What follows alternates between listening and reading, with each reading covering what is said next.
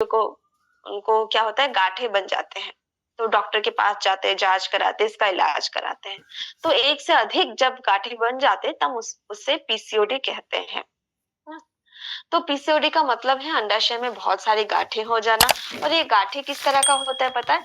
गुब्बारा जो होता है, बलून जो होता है, बलून में पानी भरने से किस तरह हो जाता है, तो उस तरह का गांठें जो है, छोटी छोटी मोतियों के आकार जैसे छोटी छोटी गांठें जो है अंडाशय में बन जाते हैं। तो ये क्यों बनता है ना? तो पीसीओडी जो है ये एक हार्मोनल समस्या है ना। जब महिलाओं के शरीर में हार्मोन का संतुलन बिगड़ जाता है उस समय पीसीओडी होता है। ठीक है। तो महिलाओं के शरीर में महिलाओं वाले हार्मोन्स भी होते हैं और पुरुषों वाले हार्मोन्स भी महिलाओं के शरीर में होते हैं। लेकिन पुरुषों वाले जो हार्मोन्स है उसका मात्रा जो है, दोनों का मात्रा, ना ही केवल पुरुषों वाला, महिलाओं वाला जो हार्मोन है उसका भी एक लेवल है, एक मात्रा है, एक स्तर है। तो जब महिलाओं के शरीर में पुरुषों वाला जो हार्मोन है उसका स्तर अगर बढ़ जाता है तभी महिलाओं को पीसीओडी होता है ना। तो इसका स्तर जब बढ़ जाता है तब पीसीओडी होता है। तो महिलाओं के शरीर में क्या होता है, जब पुरुषों वाला हार्मोन्स यानी कि मेल हार्मोन्स का उत्पादन ज्यादा होता है तब महिलाओं को पीसीओडी होता है। और इस कारण क्या होता है, इस कारण ओवरीज में यानी कि अंडाशय में जो अंडे बनते हैं वो अच्छे से ओव्यूलेट नहीं हो पाता है, यानी कि परिपक्व नहीं हो पाता है। जो अंडे महिलाओं के अंडाशय से निकलता है हर महीने, वो क्या होता है, परिपक्व नहीं हो पाता है, जिसके कारण वो छोटी छोटी मोतियों जैसी गांठों का रूप ले लेता है ना। तो यही कारण है, ये एक हार्मोनल समस्या है। पुरुषों वाला हार्मोन जब महिलाओं के शरीर में ज्यादा उत्पन्न होने लगता है तब जो है क्या होता है, महिलाओं के अंडाशय में से जो अंडे निकलते हैं हर महीने वो परिपक्व नहीं होता है, वो ओव्यूलेट नहीं हो पाता है और छोटी छोटी मोतियों जैसे गांठों का रूप ले लेता है ना। इससे पीसीओडी होता है महिलाओं को। तो एक स्वस्थ महिला में ओवरी जो है परिपक्व अंडे रिलीज करती है। स्वस्थ महिलाओं में क्या होता है, हर महीने जो है उनकी अंडाशय जो है एक परिपक्व अंडे रिलीज होता है। और जब वो फर्टिलाइज नहीं होता है, मान लीजिए वो शादीशुदा औरत है, तो क्या होता है, उनको अगर एक शुक्राणु मिल जाता है तो वो अंडा जो है फर्टिलाइज हो जाता है, निषेचित हो जाता है, फिर वो भ्रूण का आकार ले लेता है और आगे चल के वही जो है बच्चा होता है। हाँ, तो अगर फर्टिलाइज नहीं होता है वो, है ना, वो अगर फर्टिलाइज नहीं होता है, अंडा निषेचित नहीं होता है, तो वो पीरियड के माध्यम से यानी कि मासिक धर्म के माध्यम से शरीर से जो है वो बाहर निकल जाता है हर महीने ना। तो पीसीओडी में क्या होता है, ये अंडे जो है वो ठीक से ओव्यूलेट नहीं होता है, परिपक्व नहीं होता है, जिसके कारण क्या होता है, गर्भाशय की परत बहुत मोटी हो जाती है। यूटेरस यानी कि गर्भाशय। ठीक है। तो पीसीओडी में जब अंडे परिपक्व नहीं हो पाते हैं, अंडे जो है वो नहीं निकल पाते हैं, तो इससे क्या होता है, गर्भाशय की जो परत है वो बहुत मोटी हो जाती है और टूटकर मासिक धर्म के रूप से शरीर में से बाहर नहीं निकल पाती है ना। तो ये गर्भाशय की जो अंदर की परत है वो क्या होता है, हर महीने वो टूटता है, वो भी निकल जाता है अंडे के साथ साथ। लेकिन ये क्या होता है, जिनको पीसीओडी है उनका यूटेरस का जो परत है, गर्भाशय का जो परत है वो बहुत मोटी हो जाती है और वो मासिक धर्म के माध्यम से वो बाहर नहीं निकल पाता है। तो ये प्रॉब्लम होता है। तो अभी पीसीओडी के लक्षण क्या है, अभी जैसे कि हमने बात किया कि अंडा नहीं निकल पाता है, परत नहीं टूटता है, तो इससे एक लक्षण तो पता चल गया हमें कि जिनको भी पीसीओडी है उनको माहवारी का समस्या है, उनको जो है पीरियड का समस्या है, उनको हर महीने पीरियड नहीं आता है। तो आगे हम बात करेंगे कि पीसीओडी के और कितने लक्षण हैं, क्या लक्षण है। तो सबसे पहला लक्षण जो है ये आप लोग नोट डाउन कीजिएगा। सबसे पहला और महत्वपूर्ण लक्षण ये है कि मासिक धर्म का अनियमित होना या ना होना। एकदम से मासिक धर्म होना बंद हो जाता है या तो रुक रुक के आता है, अनियमित होता है, 2-3 महीने आएगा, फिर 2-3 महीने नहीं आएगा, रुक रुक के आएगा, दवाई लेनी पड़ती है, दवाई लेने से आपको जो है मासिक धर्म आएगा, नहीं तो नहीं आएगा। तो इस तरह का समस्या होता है जिनको पीसीओडी है ना? तो उनको दवाई लेनी पड़ती है, तभी उनको माहवारी आती है, नहीं तो बहुत महीनों तक उनको नहीं आती है। दूसरा पॉइंट ये है कि माहवारी के दौरान बहुत कम रक्तस्राव होती है ना, ब्लीडिंग एकदम से कम होता है, 1 दिन या 2 दिन में ही ब्लीडिंग बंद हो जाता है, जो कि नॉर्मल नहीं है। तो मासिक धर्म के दौरान बहुत कम रक्तस्राव का होना, होठों पर, ठोरी पर, चेहरे पर, पीठ पर, छाती पर अवांछित बालों का उगना, है ना? तो चेहरे पे आप देखेंगे जिनको भी पीसीओडी है उनके फेस पे बहुत ज्यादा बाल आ जाते हैं, खास करके जो होठों पर और ठोरी पर। हाँ, क्यों आते हैं ये बाल? आप देखेंगे कि पुरुषों में ये होते हैं ना, उनके मूंछ आते हैं, तो महिलाओं में भी उस तरह का मूंछें आने लगते हैं। क्यों? क्योंकि उनके शरीर में, महिलाओं के शरीर में भी पुरुषों वाला हार्मोन जो है बढ़ जाता है, जिसके कारण महिलाओं के चेहरे पे भी बहुत ज्यादा बालें आने लगते हैं, होठों पर, ठोरी पर, और मतलब वो एक्चुअली पुरुषों वाला एक लक्षण महिला के शरीर में आ जाते हैं। हाँ, तो ये हम देखेंगे जिनको भी पीसीओडी है उनके चेहरे पे, उनके शरीर पे बहुत ज्यादा अवांछित बाल उगने लगते हैं। बालों का झड़ना और पतले होना, है ना? सिर के बाल, मतलब जो हमारे बाल है वो एकदम से झड़ने लगते हैं, पतले हो जाते हैं, और पुरुषों की तरह गंजापन आने लगता है, यानी कि सामने से बाल झड़ने लगते हैं ज्यादा, पुरुषों की तरह गंजापन आने लगता है।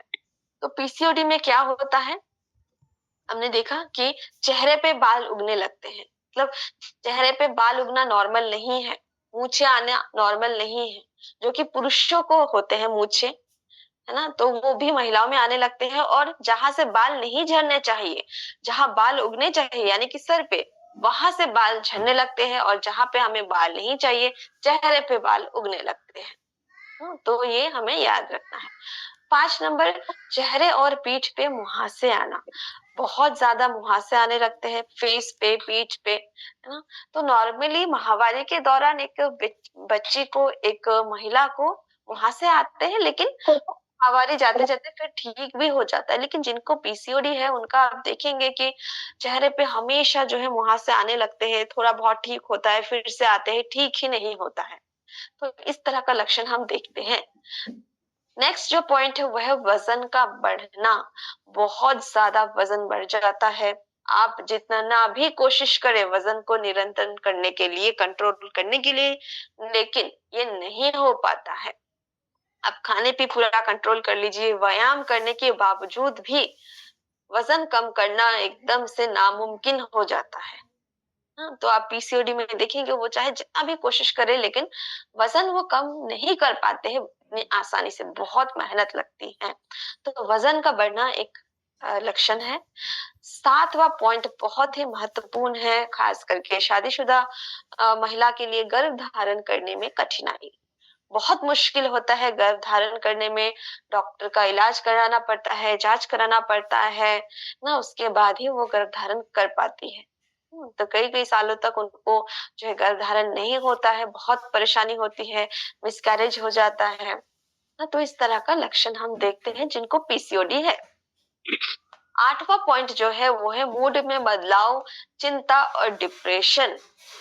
तो देखिए, अगर हमारे सर से बाल झड़ने लगेंगे, चेहरे पे बाल उगने लगेंगे, वजन हम कम नहीं कर पा रहे हैं, गर्भ धारण नहीं कर पा रहे, तो इससे कितना ज्यादा टेंशन होगा, कितना ज्यादा तनाव होगा, कितना ज्यादा डिप्रेशन, चिंता हो सकता है ना? तो इससे भी हम पता लगा सकते हैं कि इनको पीसीओडी है, और ये टेंशन के वजह से और ज्यादा पीसीओडी जो है वो बढ़ने लगता है।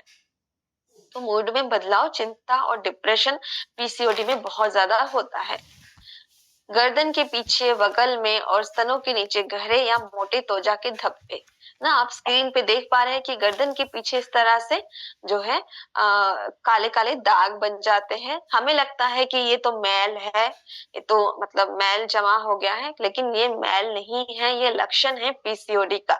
तो इस तरह का लक्षण अगर आपको दिखता है ना, आप अपने बेटी में, आपकी पत्नी में, तो आपको तुरंत ही इसका जो है पता लगाना चाहिए कि किस कारण की वजह से इस तरह का जो है मैल जो है, मैल नहीं सॉरी, दाग जो है गर्दन में या बगल में जो है इस तरह का दाग बनने लगे हैं। तो ये दूसरा लक्षण है कि पीसीओडी में इस तरह के जो है त्वचा में दाग बनने लगते हैं।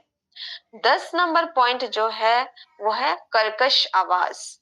तो महिलाओं में भी आप देखेंगे, जब जिनको भी पीसीओडी है उनका आवाज जो है कर्कश बन जाते हैं, पुरुषों जैसे आवाज ना। कर्कश आवाज किनके होते हैं? पुरुषों के।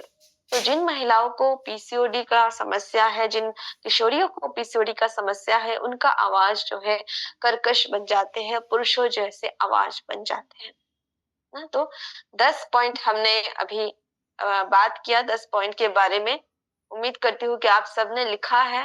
तो अगर आप चाहते हैं कोई भी रिपीट करना पॉइंट्स, 10 पॉइंट्स मैंने बताया, तो आप में से कोई रिपीट कर पाएंगे? जिन्होंने भी नोट डाउन किया है, क्या आप एक एक पॉइंट बोल पाएंगे ताकि सबका एक बार रिवीजन हो जाए? किसी ने भी लिखा हो तो ओके, ठीक है सर, आप ही एक बार रिपीट कर दीजिए ताकि सबका जो है ये हो जाए, कंफ्यूजन दूर हो जाए और सबने सही से लिखा कि नहीं इसका पता चल जाए। जी सर। पीसीओडी था या है ना? अगर आपकी माँ या बहन पीसीओडी से ग्रसित है तो हो सकता है आपको भी हो। बहुत चांस है कि अगर आपकी माँ या बहन को पीसीओडी है तो आपको भी हो सकता है। यदि आपका वजन अधिक है, खास करके पेट के आसपास, अगर आपका वजन जो है आपकी हाइट के अनुसार नहीं है, आपकी लंबाई के अनुसार आपका वजन नहीं है, खास करके आपके पेट के आसपास का मोटापा बहुत ज्यादा है, चर्बी वहां पे काफी जमा हुआ है, तो इससे भी आपको पीसीओडी होने का खतरा है। और यदि आपको मधुमेह यानी कि डायबिटीज है, आपका शुगर लेवल बढ़ा हुआ है, या तो आपको उच्च कोलेस्ट्रॉल है यानी कि आपका कोलेस्ट्रॉल बढ़ा हुआ है, या आपका ट्राइग्लिसराइड्स लेवल बढ़ा हुआ है, इससे भी क्या है, आपको जो है पीसीओडी होने का खतरा ज्यादा है। तो ये चीज हमें याद रखना है। अगर आपका वजन ज्यादा है, पेट के आसपास की मोटापा ज्यादा है, अगर आपको डायबिटीज है, या यदि आपको कोलेस्ट्रॉल है, या आपका ट्राइग्लिसराइड्स बढ़ा हुआ है, या आपके माँ या बहन को पीसीओडी था या है, तो आप लोगों को जो है खतरा ज्यादा है और आपको जो है ज्यादा सावधान रहना है। चलिए आगे बढ़ते हैं। अभी हम बात करेंगे और किन किन कारणों से पीसीओडी हो सकता है, और ऐसे क्या कारण हो सकता है जिनसे पीसीओडी होने का खतरा ज्यादा है। तो यहाँ पे मैं कई महिलाएं भी देख पा रही हूँ जिनका वीडियो ऑन है। अनीता जी है, अमिता जी है, विनीता जी है। तो आप सबसे मैं निवेदन करूंगी कि आप लोग हाँ या ना में जो है आप अपने नोटबुक में लिखिए, है ना। यहाँ पे कुछ सवाल है जो मैं पूछने वाली हूँ, आप हाँ या ना में लिखिए। और जितने भी पुरुष साथी हैं उनसे मैं बोलूंगी कि अगर आपके घर में आपकी बेटी है, आपकी पत्नी है, तो आप भी हाँ या ना में जो है अपने डायरी में लिख सकते हैं। तो अंत में जाके हम पता लगाएंगे कि कितना हाँ है। मुझे बताने की जरूरत नहीं है, बस आप लोगों के लिए हम लास्ट में देखेंगे कि कितना हाँ है और कितना नहीं है। ठीक है। तो जितने भी महिला साथी है, आप अपना खुद का हाँ या ना लिखिए, और जो भी पुरुष साथी हैं वो अपने घर की पत्नी का, बहन का या अपनी बेटी का हाँ या ना लिख सकते हैं। तो सबसे पहला सवाल, आप शारीरिक रूप से शिथिल है, यानी कि आप दिन भर सोए रहते हैं, लेटे रहते हैं, आराम दायक जीवन आप पसंद करते हैं, कुछ काम आप नहीं करना चाहते हैं, बस मौज में रहना चाहते हैं, आराम करना चाहते हैं। यदि हाँ है तो आप हाँ लिखेंगे, यदि नहीं है तो आप नहीं लिखेंगे। नेक्स्ट पॉइंट, आप अस्वास्थ्यकर भोजन ज्यादा खाती है, आप दिन में 6-7 बार खाती है। अगर आपको बाहर का भोजन बहुत पसंद है, दिन भर में आप बस खाते ही रहना पसंद करते हैं, कुछ ना कुछ चबाना है, कुछ ना कुछ खाना है, और बाहर का भोजन समोसा, कचौड़ी, पकोड़े, मोमोज वगैरह आपको बहुत पसंद है, बहुत खाती है आप बाहर का, हाँ, तो आप इसमें हाँ लिखेंगे, अगर नहीं है तो नहीं। नेक्स्ट पॉइंट, सुबह ही चाय, कॉफी, बिस्किट, नमकीन, इन सब से आपकी शुरुआत होती है दिन का। तो आप हाँ लिखेंगे, और अगर नहीं तो नहीं लिखेंगे, है ना। बहुत महिलाओं को ये आदत है ना, बहुत महिलाओं को आदत है कि सुबह उठते ही उनको चाय चाहिए, बिस्किट चाहिए, नमकीन चाहिए, नहीं तो नींद तो नहीं टूटती है, आंखें नहीं खुल पाती, हमें तो बस चाय चाहिए, उसके बाद हम पूरा बाकी काम करते हैं। तो ऐसी अगर आपकी आदत है तो आप हाँ लिखेंगे। दोपहर का खाना, तो दोपहर का खाना में आप चपाती चावल खाते हैं और उसकी मात्रा बहुत ज्यादा अगर आप खाते हैं तो इसमें आप हाँ लिखेंगे। चपाती, आपका एक दो चपाती से पेट नहीं भरता है, आप चार पांच चपाती खाते हैं, साथ में चावल भी खाते हैं, या चावल अगर खाते हैं वो भी अधिक मात्रा में अगर आप खाते हैं, और सब्जी दालें आप एकदम कम खाते हैं, तो इसमें आप हाँ लिखेंगे, है ना। नेक्स्ट पॉइंट क्या है, शाम को samosa, pakora, sandwich, Maggi, cold coffee, चाय वगैरह चाहिए। शाम को तो कुछ खाना ही है, चटपटा कुछ खाना है, बारिश हो तो गरम गरम पकोड़े, समोसा कुछ खाना है। हाँ, फिर रात के खाने में भी मुझे बाहर का खाना पसंद है, पिज्जा, बर्गर, ये सब ऑनलाइन ऑर्डर करके खाते हैं या मंगवा के खाते हैं, या चपाती और चावल भी अगर खाते हैं वो भी अधिक मात्रा में खाते हैं, ना। फिर सोने से पहले लोगों को क्या होता है, सोने से पहले तो कुछ मीठा चाहिए। मुझे तो गाजर का हलवा खाना है, खीर खाना है। बच्चियों को होता है कि अरे मुझे तो सोने से पहले मुझे आइसक्रीम खाना है, पान खाना है। तो इस तरह की आदतें अगर आपको है कि शाम होते ही मुझे समोसा, पकौड़ी, चाय वगैरह चाहिए, रात को मुझे कुछ अच्छा चाहिए, बाहर का खाना चाहिए, सोने से पहले मुझे ये सब चाहिए, मीठा चाहिए, गाजर का हलवा, आइसक्रीम वगैरह, तो आप हाँ लिखेंगे अगर आपकी आदत ऐसी है तो, है ना। फिर फ्रिज में रखा हुआ एक दो दिन पुराना भोजन अगर आप लेती है, फ्रिज में हम क्या करते हैं, भर भर के रख देते हैं, थोड़ा थोड़ा निकालते हैं, गरम करते हैं, खाते हैं। तो ऐसी अगर आपकी आदत है, या आपके घर में अगर आपकी पत्नी की या आपकी बहन की ऐसी आदत है कि फ्रिज से पुराना खाना, जो 2-3 दिन पुराना खाना है, वो निकाल के वो खाती है, तो उसमें आप हाँ लिखेंगे। क्योंकि फ्रीज में जो है 24 घंटे से ज्यादा अगर हम भोजन को रखते हैं तो हमारे लिए जो है अस्वास्थ्य बन जाता है, वो अच्छा नहीं है।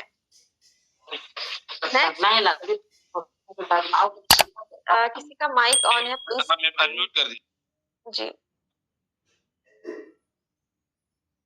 ओके, अगला जो सवाल है वो है, छोटी छोटी बातों पे आप परेशान हो जाती है, दिमाग एकदम से खराब हो जाता है, नेगेटिव बातें आप ज्यादा सोचती है, खुद आप निर्णय नहीं ले पाते हैं, दूसरों से पूछना पड़ता है निर्णय लेने से, फिर मन की बात पूरी ना होने होता है तो हताशा हो जाती है।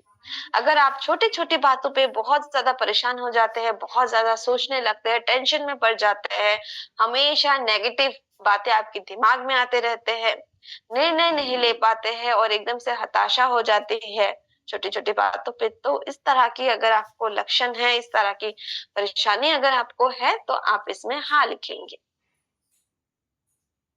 ओके, फिर दिन में 2 घंटे से ज्यादा मोबाइल का उपयोग करना, है ना। ये तो हम सबकी ही समस्या है ना, दिन में 2 घंटे से ज्यादा अगर हम मोबाइल का इस्तेमाल करते हैं, यूट्यूब में वीडियोस देखते हैं, रील्स देखते हैं, तो आप इसमें हाँ लिखेंगे, क्योंकि 2 घंटे से ज्यादा मोबाइल का इस्तेमाल करना भी हमारे लिए जो है खतरनाक साबित हो सकता है ना, आंखों के लिए भी बल्कि पीसीओडी के लिए भी। तो ये अगर है तो हाँ लिखेंगे, और मुझे तो पता है कि सभी का हाँ ही होगा, है ना। फिर अगला जो सवाल है, अगर आप घर में प्लास्टिक की बोतल में पानी रखती है ना, ये भी मुझे उम्मीद है कि मैक्सिमम लोगों के घरों में जो है प्लास्टिक की बोतल में ही पानी रखती है, जो कि बहुत गंदी आदत है, क्योंकि प्लास्टिक हम जानते हैं कि बहुत ही पॉइजनस है, वो हमारे लिए अच्छा नहीं है बिल्कुल भी। हाँ, जब हम ट्रेवल करते हैं, मान लीजिए सफर कर रहे हैं ट्रेन में, बस में, तब हम प्लास्टिक का बोतल में ही पानी पीते हैं, तब हम पानी का बोतल खरीद के खाते हैं, लेकिन आम तौर पे हमें जो रेगुलर हम घर पे यूज करते हैं वो बोतल प्लास्टिक का नहीं होना चाहिए।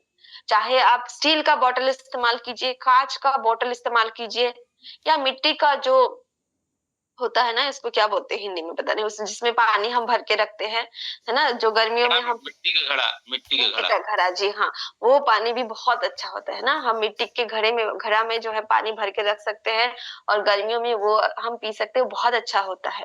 ठीक है। तो प्लास्टिक अगर आप इस्तेमाल करते हैं, खाना आप प्लास्टिक के कंटेनर्स में रखते हैं ना, क्या होता है आजकल होटल में हम जाते हैं, रेस्टोरेंट में जाते हैं, वहां से कुछ खाने का सामान हम जब मंगवाते हैं, तो क्या होता है, वो गरम गरम खाना प्लास्टिक के बर्तन में भर के वो देते हैं, तो वो बहुत खराब होता है। वैसा खाना हमें नहीं खाना है। घर पे भी हमें प्लास्टिक के कंटेनर्स जो है इस्तेमाल नहीं करना चाहिए। फिर जो भी पसंद आ जाए वैसे शैम्पू से बाल धो लेते हैं, कोई भी सस्ती सी शैम्पू हम इस्तेमाल करते हैं। फिर नॉन स्टिक कुकवेयर, है ना, नॉन स्टिक के कढ़ाई बर्तन हम इस्तेमाल करते हैं, एल्यूमिनियम के बर्तन में खाना बनाते हैं, तो ये सब हमारे लिए अच्छा नहीं है। आप लोहे का बर्तन इस्तेमाल कीजिए, लोहे का कढ़ाई बहुत अच्छा होता है, और बहुत सस्ते में भी आता है। मैंने हाल ही में खरीदा, 2-3 महीने महीने पहले मैंने लोहे का एक कढ़ाई खरीदा, 300 रुपए में मुझे आ गया है एक कढ़ाई, है ना, सस्ता भी है और बहुत। सब्जी का कलर ब्लैक हो जाता है, लोगों को ऐसा कहना है सब्जी हाँ, काला हो तो जाता देखिए सब्जी मैं अभी लोहे की कढ़ाई में ही ज्यादा पकाती हूँ। ठीक है, तो क्या करती हूँ, मैं पका के तुरंत उसको निकाल के दूसरे बर्तन में मैं रख देती हूँ, तो काला नहीं पड़ता है ना। तो लोहे के बर्तन में अगर आप पका के उसमें बहुत देर तक रख देंगे, तब वो काला पड़ता है, नहीं तो नहीं काला पड़ता है। तो उसमें पका के तुरंत उसको निकाल के दूसरे बर्तन में आप ट्रांसफर कर दीजिए, तो काला नहीं पड़ेगा, है ना। तो नॉन स्टिक का बर्तन आप इस्तेमाल मत कीजिए, एल्यूमिनियम के बर्तन में भी हमें खाना नहीं पकाना है। ठीक है। जो भी पसंद आए वैसे साबुन हम लगा लेते हैं, जो भी सस्ता आ जाता है उस तरह का साबुन हम इस्तेमाल करते हैं। कोई भी कॉस्मेटिक्स, क्योंकि आजकल जो है हर लड़की जो है मेकअप करना पसंद करती है, लिपस्टिक नेल पॉलिश वगैरह इस्तेमाल करती है, क्रीम वगैरह इस्तेमाल करती है, तो हम कोई भी सस्ते वाले चीज उठा लेते हैं और उसका इस्तेमाल करते हैं, जो कि हमारे लिए बहुत ही हानिकारक है। खास करके जो बच्चियां स्कूल में पढ़ती है, कॉलेज में पढ़ती है, क्या होता है उनको पॉकेट मनी बहुत कम मिलता है घर से, तो ये वो क्या करते हैं, कम पैसों में जो सस्ते वाले कॉस्मेटिक्स आते हैं उनका इस्तेमाल करती है। हाँ, तो इस तरह की आदतों को हमें जो है नहीं करना है। टॉयलेट क्लीनर, बर्तन धोने का लिक्विड, कपड़े धोने का साबुन जो सस्ता आता है वो भी हानिकारक होता है। आपको पता ही नहीं कि इन सब में कितना नुकसान पहुंचने वाले केमिकल्स है ना, तो उसमें बहुत ज्यादा केमिकल्स होते हैं जो हमारे लिए हानिकारक है, तो हमें इन सब चीजों को इस्तेमाल नहीं करना है। जो आरसीएम में जो कॉस्मेटिक्स वगैरह है, साबुन है, वो बहुत ही अच्छे हैं। मैं खुद इस्तेमाल करती हूँ आरसीएम का जो फेस क्रीम आता है, अभी भी मैंने मुंह धो के वही क्रीम लगाया है, तो मुझे मेरे स्किन में भी बहुत अच्छा सूट किया है ना। तो हमारे घर में ऐसे कौन से हानिकारक चीजें, इसका आप एक स्क्रीनशॉट निकाल के भी रख सकते हैं ना। तो आप देखिए इसमें से कौन सी चीज आप इस्तेमाल करते हैं, तो ये आप हाँ लिख सकते हैं। प्लास्टिक के कंटेनर्स आप इस्तेमाल करते हैं, हाँ या नहीं। नॉन स्टिक कुकर अगर आप इस्तेमाल करते हैं, नॉन स्टिक की कढ़ाई, नॉन स्टिक के बर्तन, अल्यूमिनियम फॉयल का आप इस्तेमाल करते हैं, या अल्यूमिनियम के बर्तनों का अगर आप इस्तेमाल करते हैं, तो आप हाँ लिखेंगे। रिफाइंड ऑयल, मार्केट में जो रिफाइंड ऑयल आते हैं वो अगर आप इस्तेमाल करते हैं, तो हाँ लिखेंगे। प्लास्टिक चॉपिंग बोर्ड, है ना, तो प्लास्टिक के जो चॉपिंग बोर्ड हम इस्तेमाल करते हैं, इसमें जब हम सब्जी काटते हैं तो क्या होता है, इसमें से प्लास्टिक भी थोड़ा थोड़ा हमारे पेट में चला जाता है ना। तो प्लास्टिक प्लास्टिक के जो चॉपिंग बोर्ड है वो इस्तेमाल नहीं करना है। हमें क्या इस्तेमाल करना है, लकड़ी वाला चॉपिंग बोर्ड इस्तेमाल करना है। फिर प्लास्टिक पानी की बोतल, फिर डिब्बे में आने वाले जो खाद्य फ्रोजन चीज होते हैं ना, फ्रोजन मटर, फ्रोजन जो भी सामान आता है खाने के, उसको हमें नहीं खाना है, वो भी हमारे लिए हानिकारक है। फिर मोमबत्ती जो सुगंधित वाले, है ना, सेंटेड जो कैंडल्स आते हैं, मोमबत्ती आते हैं, वो भी हानिकारक है। प्रोसेस्ड फूड हमारे लिए हानिकारक है। तो इन सब चीजों का हमें इस्तेमाल नहीं करना चाहिए, जितना हो सके आप इन सब चीजों को अवॉइड कीजिए। फिर और क्या हो सकता है, और किन कारणों से पीसीओडी हो सकता है, अगर आपके शरीर में अक्सर जो है सूजन रहती है, पैरों में इस तरह का सूजन अगर आपको रहता है, तो आपको पीसीओडी हो सकता है। फिर आपके पेट के आसपास अगर मोटापा बहुत ज्यादा है ना, आप आपकी हाइट के अनुसार आपका वजन नहीं है, पेट के आसपास बहुत ज्यादा चर्बी जमा हो गया है, कमर का घेरा आपका बहुत ज्यादा है, तो इससे भी आपको पीसीओडी होने का खतरा है। तो ये कैसे नापेंगे? ये इंच टेप से हम नाप सकते हैं। फिर विजुअल फैट अगर आपका ज्यादा है, तो विजुअल फैट हम कैसे नापेंगे? हम बॉडी स्कैनर में जब किसी को खड़ा करते हैं तो उसमें विजुअल फैट हमें पता चल जाता है। तो विजुअल फैट क्या होता है? विजुअल फैट क्या है? ये एक तरह का फैट है, ये चर्बी है जो हमारे शरीर के अंदर के अंगों के आसपास होता है। हमारे शरीर के अंदर क्या है? हार्ट है, लंग्स है, किडनी है, लीवर है। तो उसके आसपास जो है ना, थोड़ा फैट होता है उसको सपोर्ट करने के लिए, लेकिन वो फैट अगर ज्यादा हो जाता है तो वो हमारे लिए खतरनाक साबित हो सकता है। तो विसरल फैट का मात्रा अगर 3 से ज्यादा है तो वो आपके लिए खतरनाक है, इससे आपको जो है आगे चल के समस्या हो सकता है। फिर आप अगर प्री डायबिटिक है, अगर आपका शुगर लेवल बढ़ा हुआ है, आप प्री डायबिटिक है, अगर आपका शुगर लेवल 100 से 140 के बीच है, तो आपको आगे चल के पीसीओडी होने का भी खतरा है। तो जितना ज्यादा हाँ उतना ज्यादा पीसीओडी होने का खतरा। जितना भी सवाल मैंने पूछा उसमें से जितना ज्यादा आपका हाँ आएगा उतना ज्यादा ही आपको पीसीओडी होने का खतरा है। तो आप लोगों ने अगर हाँ या ना में जवाब दिया है तो आप लोगों को पता चल गया है कि कितना हाँ आया है ना। आप अगर शेयर करना चाहते हैं तो चैट बॉक्स में आप सबके साथ शेयर कर सकते हैं कि कितना हाँ है ना, कि 10 हाँ है या 5 ही हाँ है या 2 ही बस हाँ। पर डाइटिंग का जो बताई है अपना खान पान का, जीवन शैली का, जी वो सर, लोग कहाँ ही है, वो तो लोग कहाँ ही है। ज्यादातर हाँ अब ही होंगे। हाँ, हाँ तो रात को जंक फूड खाना, आइसक्रीम खाना है ना, हाँ, समोसा खाना अच्छा रात को भी समोसा खाते हैं? लोग। हाँ, हाँ, जी जी मैं ठीक तो है यार सर। 6:30 बाद भोजन ही नहीं करता मैं ऐसा है। जी नहीं, आपका तो पता है, आपने पहले भी बताया था आपका। जी तो ये अब मैं एक वो वाला स्लाइड को फिर से शेयर बाद में कर दीजिएगा अगर समय रहेगा, तो जो रात को जी, जो खीर खाना है, अच्छा गाजर अच्छा का वो, खाने जी का। जी जी ठीक है जरूर सर। ओके, तो अब हम बात करेंगे कि ऐसी कौन सी जांच है, ऐसी कौन सी टेस्ट है जिससे हम पता लगा सकते हैं कि मुझे पीसीओडी है या नहीं। तो सबसे पहला टेस्ट जो है पीसीओडी का पता लगाने के लिए वो है अल्ट्रासाउंड ना। तो अल्ट्रासाउंड करके हम पता लगा सकते हैं कि पीसीओडी है कि नहीं। तो अल्ट्रासाउंड करने के लिए क्या होगा? हमें डॉक्टर के पास जाना पड़ेगा। डॉक्टर अल्ट्रासाउंड करते हैं, उनके पास मशीन होते हैं, उस मशीन से वो अंडाशय का आकार वो देखते हैं, वहां पे गांठें है कि नहीं, उससे वो पता लग सकता है ना। तो गर्भाशय की परत कितनी मोटी है वो भी पता लगता है। अंडाशय में कितने गांठें हैं कि नहीं वो भी पता लग जाता है अल्ट्रासाउंड के माध्यम से। और इसको करने के लिए हमें डॉक्टर के पास जाना पड़ेगा। नेक्स्ट जो टेस्ट है वो है ब्लड टेस्ट, यानी कि खून की जांच, है ना। तो खून की जांच से हमें क्या पता लगेगा? खून की जांच से हमें पता लगेगा कि पुरुषों वाला जो हार्मोन महिला के शरीर में बढ़ गया है वो कितना बढ़ा है ना। तो पुरुषों वाला हार्मोन का स्तर हम जांच कर सकते हैं जब हमारा खून की जांच होगी ना, तो उससे पता लग सकता है। ब्लड ग्लूकोज यानी कि रक्त शर्करा कितना है, कोलेस्ट्रॉल कितना है, ट्राइग्लिसराइड्स कितना है ना, ये सब हम पता लगा सकते हैं जो है खून की जांच से। तो इससे ये अगर ज्यादा है, हमारी रक्त शर्करा ज्यादा है, कोलेस्ट्रॉल ज्यादा है, ट्राइग्लिसराइड ज्यादा ज्यादा है, तो इससे पीसीओडी होने का संभावना भी ज्यादा है। तो इससे पता लगेगा। फिर यूरिक एसिड का स्तर अगर ज्यादा है, इससे भी पीसीओडी होने का जो है जोखिम होता है। तो इन टेस्ट से हम पता लगा सकते हैं। सबसे अच्छा है अल्ट्रासाउंड, है ना। फिर आप